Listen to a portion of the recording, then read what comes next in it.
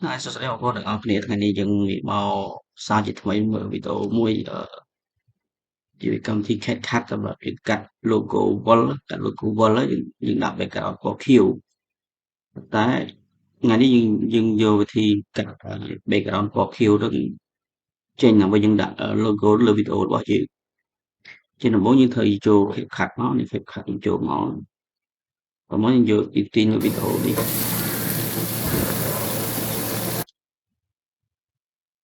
editing លើវីដេអូនេះដាក់មកក្តារមក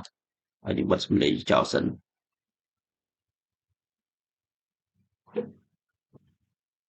បិទសំឡេងចោលសិនឲ្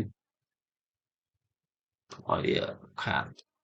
អូខេនេះទីវីដេអូយើង play នេះវីដេអូប៉ុន្តែយើងចង់ដាក់ logo វីដេអូយើងត្រូវមានដាក់ logo តំណាង channel របស់យើងអញ្ចឹងឥឡូវយើងចាប់ផ្ដើមទាញ logo យើងធ្វើ logo wall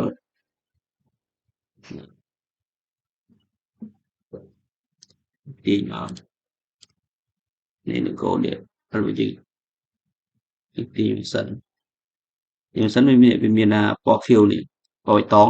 តែយើងរត់មើលវិធីណាដែលកាត់បៃតងបើក្រាបបៃតងចេញ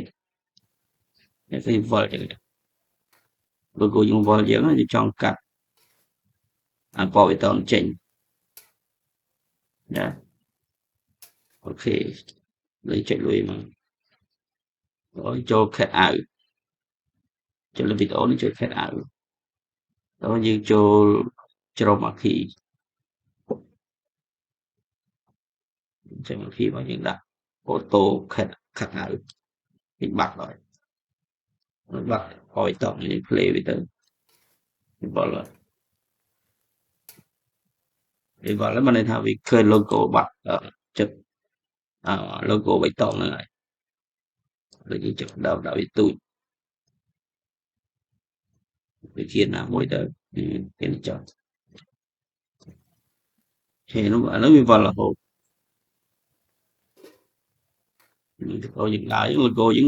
logo វិញយើងចេះតែវល់រហូតទៅតែអានេះមានរយៈពេល15វិនាទីតែយើងចង់ឲ្យវាយូរជាងហ្នឹង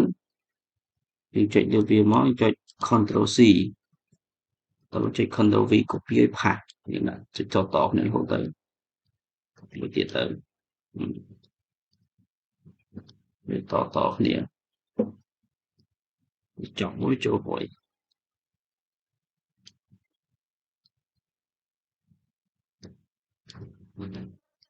អូខេ play ដល់វាវល់រហូតដល់ចប់វីដេអូរបស់យើងហ្នឹងវាជួយបង្កើនសម្រស់លើវីដេអូយើងមួយផ្នែកដែរបើគេស្គាល់ logo របស់យើង